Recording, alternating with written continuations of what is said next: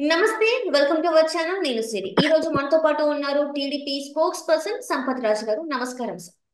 మా నరసింహ. సార్, ఇప్పుడు కోడికత్తి సీనకి జైల్లో అయితే ప్రాణహాని ఉందని తెలుస్తుంది సార్. సో దీన్ని ఎలా ఎలా చూడాలి సార్ మనం? ఇక్కడ నిజంగా బాధాకరం ఏంటంటే కోడికత్తి సీను అనే వ్యక్తి 5 సంవత్సరాల 5 నెలల నుంచి జైల్లో ఉన్నాడమ్మా. ఉమ్, కానీ ఆయన పొడిచిన కత్తి ఎంత ఎంత పోయిందంటే 0.2 సెంటీమీటర్లు మాత్రమే లోపలికి వెళ్తే ఉమ్, వీళ్ళు కొన్ని అంటే 200 300 500 ఏదైతే ఉన్నాయో మిషనరీస్ ఉంటాయో ప్రొక్లైన్లు వాటితో పెట్టి తోడతానే ఉన్నారమ్మా. అది ఎంత లోతు తోడతారో తెలియడం లేదు కానీ ఉమ్, మరి ఆ కేసులో మాత్రం చాలా బాధాకరం.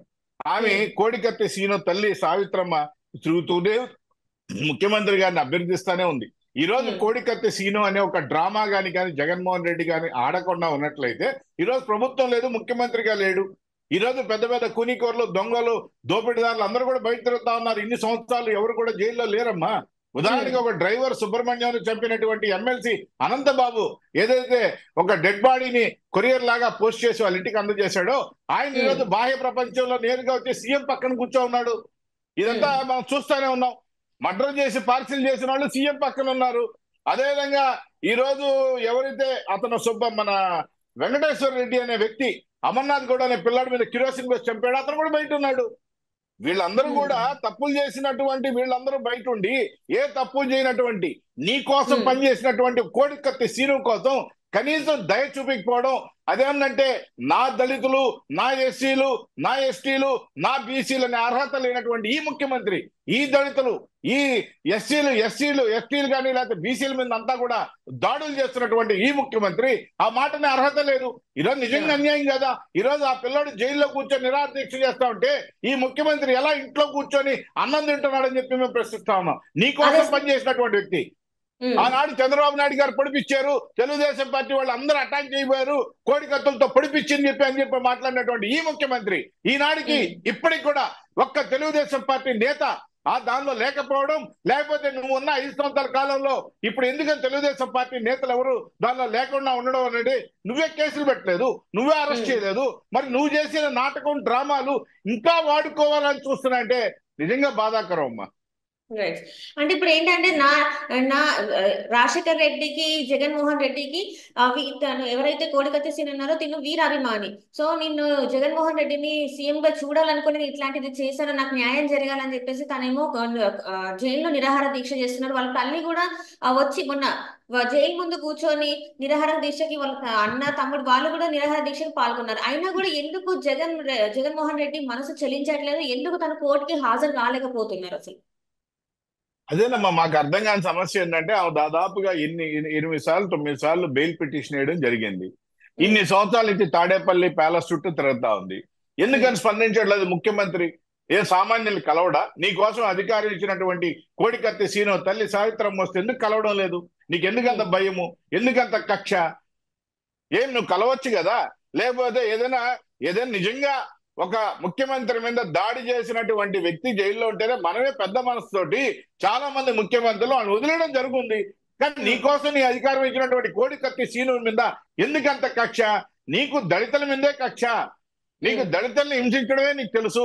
ఈనాడు సుధాకర్ ఏం అడిగాడు? మాస్కులు అడిగాడని చెప్పి ఆయన శిరోమండలం చేసి అతను చంపే స్థాయికి నువ్వు తీసుకెళ్లావు. ఎంతమంది దళితుల్ని ఊచకోతలకు వస్తున్నారు. ఈ రోజు ప్రభుత్వానికి చిత్తశుద్ధి లేదు దళితుల మీద. ఈ రోజు కోడికత్తి సీనుది నిజంగా బాధాకరం అమ్మ. ఈ రోజు ఉమ్. కోడికత్తి సీను అతని అతని ప్రాణ భయం లేకుండా ఈ రోజు నిజంగా అతని ప్రాణహాని ఉంది. ఈ రోజు జైల్లో నిరాదీక్ష చేస్తున్నాడు. మరి చూడాలి ఏం జరుగుతుందో.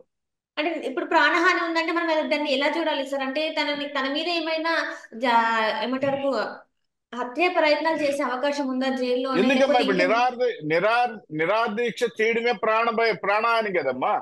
ఉమ్, నిరాదీక్ష చేసేది ఏంటి? ఒక ఖైదీ. మీరు ఉమ్, ఎందుకు మాట్లాడలేకపోతున్నారు?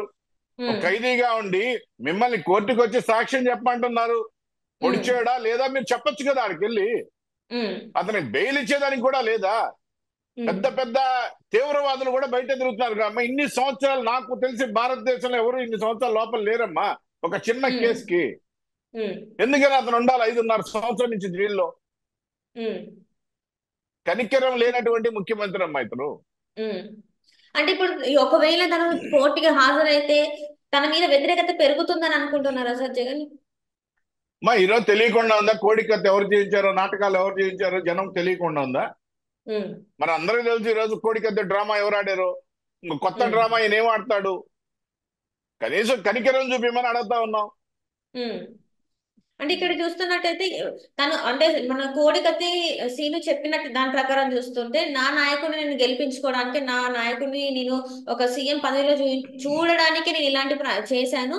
కానీ ఈ రోజు నా పరిస్థితి ఇట్లా ఉంది, దీని మీద ఎవరు ఎలాంటి చర్యలు తీసుకోవట్లేదు, ఎవరు మాట్లాడట్లే అని కూడా తను బాధపడడం జరుగుతుంది.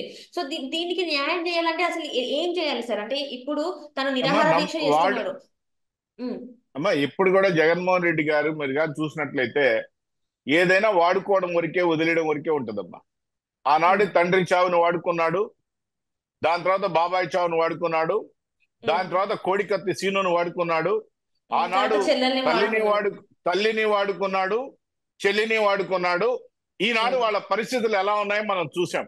ఏదైనా రైట్. వాడుకోవడం, వదిలేయడం మాత్రమే చేసినటువంటి ఈ ముఖ్యమంత్రి ఒక ఉమ్, సామాన్యుడు, ఒక దళిత వర్గానికి చెందినటువంటి ఒక పేదైనటువంటి నిరుపేదైనటువంటి సీనుని కనికరిస్తాడని చెప్పి అనుకోవడం నిజంగా కళ, భ్రమ, అంత మించేం లేదు. ఉమ్. సో దీని నెక్స్ట్ పరిణామాలు ఎలా ఉండబోతున్నాయి సార్ మరి? ఒకవేళ ఇప్పుడు అనుకోని అనుకోని న్యాయ ఘటనలు వ్యవస్థలో జరిగితే. లోపాలే కదమ్మా. న్యాయ ఉమ్, వ్యవస్థలో లోపాలే కదా. మరి న్యాయ ఉమ్, వ్యవస్థ అయినా దాన్ని తీసుకోవాలి కదా.